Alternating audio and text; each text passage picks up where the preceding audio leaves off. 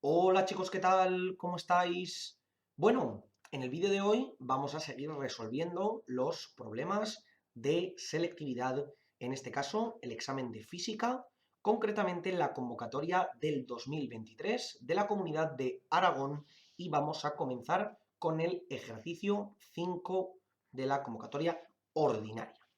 Antes de comenzar, sabéis que me gusta recordaros que para todos aquellos que podáis estar interesados en recibir una atención más personalizada, ya sea de esta parte de la asignatura o de cualquier otra, tenemos a vuestra disposición nuestro servicio de clases particulares, donde podéis preguntarnos cualquier cuestión que tengáis respecto a todas las dudas que os puedan surgir.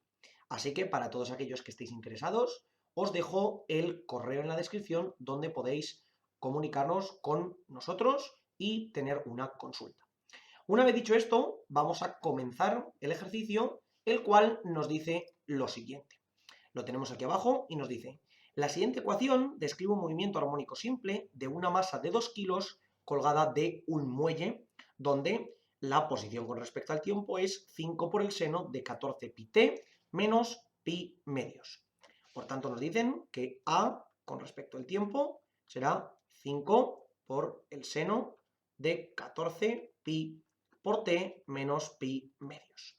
Antes tan siquiera, bueno, recordamos que la masa, os han dicho que eran 2 kilogramos. Antes de comenzar simplemente el ejercicio, para que veáis que es muy interesante analizar todos los factores que nos dan de información, podemos ver la siguiente información que tenemos aquí. Si nos damos cuenta, la amplitud máxima siempre es la parte que acompaña al seno fuera de ella. Si recordamos la ecuación general de la posición es x con respecto al tiempo, a por el seno de omega t más phi 0. Por tanto, por comparación, si nos damos cuenta que esto era a con respecto al tiempo, lo que aquí nos pone a sería el equivalente a x, sería 5 por el seno de 14 pi t menos pi medios. Entonces, de esta manera podemos ver que por comparación la amplitud máxima serían esos 5 que nos dicen que está expresada en milímetros, por tanto, estos serían 5 milímetros, y por otra parte tendríamos que omega serían esos 14 pi radianes por segundo, esto es muy importante que lo tengamos en cuenta, y phi 0 sería ese menos pi medios. Hemos sacado un montón de información de aquí, pero es que todavía podemos sacar más información, porque si recordamos, la frecuencia era la frecuencia angular dividido entre 2pi, o lo que es lo mismo, en este caso 14pi dividido entre 2pi, es decir, 7 segundos a la menos 1, ¿ok? Y por tanto, el periodo, que es 1 dividido entre la frecuencia, será un séptimo de segundo. Habéis visto que solamente leyendo el enunciado acabamos de sacar un montón de información. Y vamos a ver ahora qué es lo que nos pregunta en el primer apartado. Obtén la frecuencia angular y el periodo de oscilación. Vaya, qué casualidad que aquí tenemos la frecuencia angular y aquí tenemos el periodo de oscilación. Aquí podéis ver precisamente una de las grandes claves a la hora de determinar las expresiones o de calcular antes de comenzar el ejercicio todos aquellos datos que nosotros podamos necesitar a lo largo del ejercicio. ¿Por qué? Porque aunque estos valores no nos los pidieran explícitamente, como sí hacen en este ejercicio, siempre nos pueden ayudar a la hora de trabajar con ellos. ¿Por qué? Porque son parámetros, en este caso del movimiento armónico simple, muy interesantes y que en general vamos a utilizar. Pero bueno, de esta manera ya hemos visto que la frecuencia angular son esos 14 pi radianes por segundo, y de la misma manera el periodo sería un séptimo a la hora de determinarlo, ¿ok? Vamos a ver ahora qué nos dice el segundo apartado. Nos dice en qué momento o momentos del movimiento adquirirá su velocidad máxima y calculará.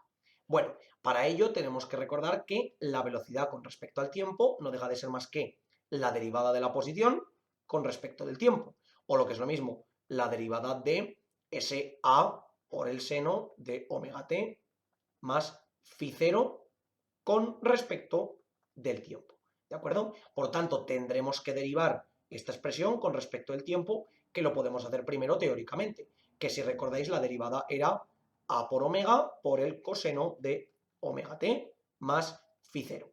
Primero derivamos el seno, que es el coseno, multiplicamos por la a, que es una constante, y después multiplicamos por la derivada de lo de dentro del coseno, que es omega.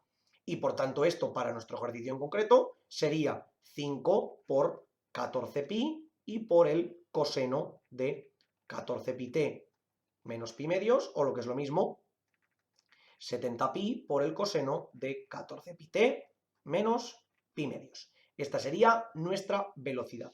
Es decir, que la velocidad con respecto al tiempo, la pongo por aquí abajo, 70pi por el coseno de 14pi por t menos pi medios.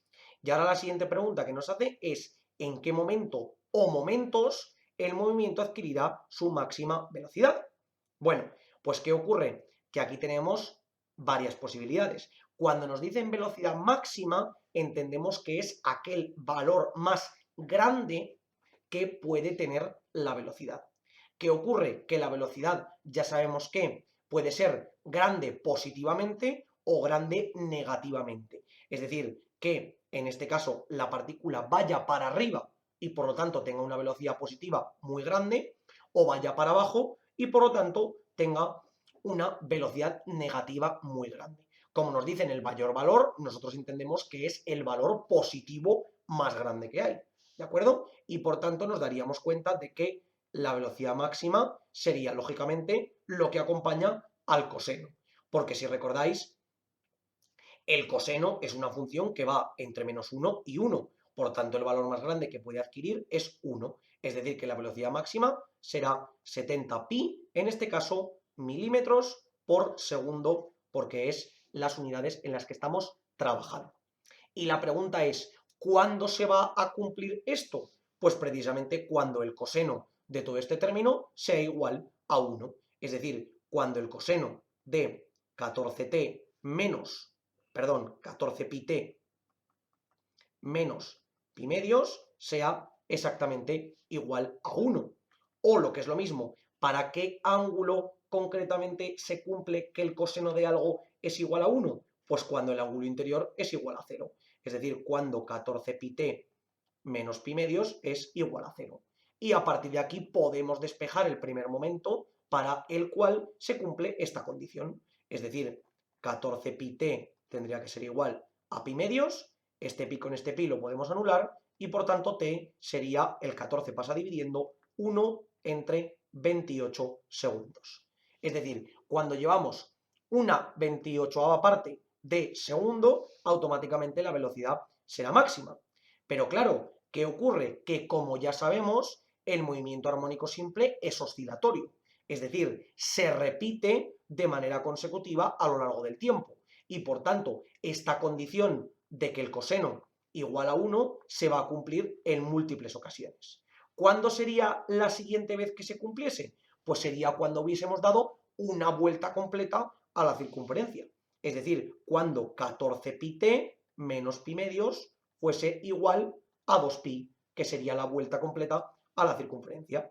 O lo que es lo mismo, 14pi. Bueno, antes de todo esto, podemos anular este pi, anular este pi y anular este pi, y por tanto, 14t nos quedaría igual a 2 más un medio, es decir, 14t sería lo mismo que 5 medios, y por tanto t sería lo mismo que 5 dividido entre 28. ¿De acuerdo? Segundos. Que esto lo voy a dividir en dos partes. Esto es lo mismo que 4 dividido entre 28 más 1 dividido entre 28. ¿Y por qué hago esto? Porque 4 entre 28 es un séptimo más 1 entre 28. ¿Por qué lo he puesto de esta manera? Pues porque si nos damos cuenta, el segundo tiempo, que sería esto de aquí, es el mismo que el primero más una vez el periodo. Si os dais cuenta, tenemos aquí arriba el periodo, que es un séptimo. ¿Y aquí qué es lo que estamos haciendo? Tenemos que la velocidad máxima ocurrirá para t igual a 1 entre 28 más n veces 1 entre 7. O lo que es lo mismo, más n veces el periodo. ¿Por qué? Porque cada vez que la partícula hace una oscilación completa, la velocidad pasa de ser máxima a ser 0, de ser 0 a ser mínima, de ser mínima a volver a ser cero y de ser cero otra vez a ser máxima. Por tanto, por cada oscilación completa que nos cuesta concretamente un séptimo de segundo, automáticamente la velocidad va aumentando. Perdón, va variando hasta tener estos valores de velocidad máxima para este caso en concreto.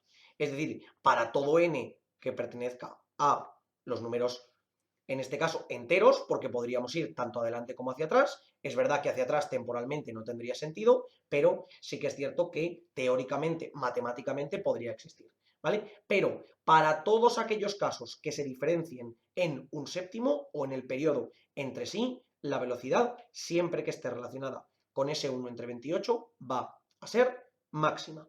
Esta condición es muy importante y por eso vemos que estos serían los momentos en general para los cuales se cumpliría que la velocidad sería máxima.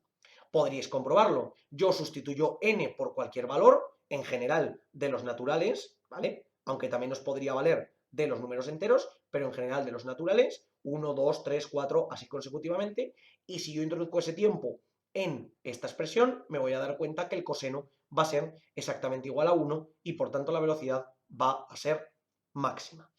Bueno, y ahora por último, nos piden un apartado energético en el que nos dicen que obtengamos la energía mecánica del oscilador para el punto en el que la velocidad es máxima. ¿Qué ocurre? Que esta pregunta tiene cierta trampa, porque lo que realmente tenemos que recordar es que la energía del oscilador es siempre constante. ¿A qué nos referimos con esto? Pues si recordáis, la energía total de una partícula siempre es energía mecánica igual a energía potencial más energía cinética. Y si recordamos, esto es energía potencial, en este caso elástica, por tanto sería un medio de la constante por la posición al cuadrado, más un medio de la masa por la velocidad al cuadrado. ¿De acuerdo? Esta constante, si recordáis del movimiento oscilatorio, veíamos que la constante era m por omega al cuadrado. Esta era la constante que nosotros deducíamos del movimiento oscilatorio, ¿de acuerdo? Y en este caso, esta velocidad, recordamos que habíamos visto que era a por omega por el coseno de omega t más phi 0. Y el AX, lógicamente, sería esta posición que tenemos aquí. Por tanto, si yo deduzco esto, sería la energía mecánica, un medio de m omega cuadrado y multiplicado por la posición al cuadrado. Es decir, a cuadrado por el seno cuadrado de omega t más phi 0. Y después esto sería más un medio de la masa por la velocidad al cuadrado. Es decir, por a cuadrado, por omega cuadrado y por el coseno cuadrado de omega t más phi 0. Si os dais cuenta, podemos sacar como factor común un medio, la masa, omega cuadrado y la amplitud al cuadrado. Es decir, un medio de la masa por la amplitud al cuadrado y por omega cuadrado, todo multiplicado por el seno al cuadrado de omega t más phi 0 más el coseno al cuadrado de omega t más phi 0. Y si recordáis, de la parte de trigonometría, sabíamos que esto siempre era igual a 1.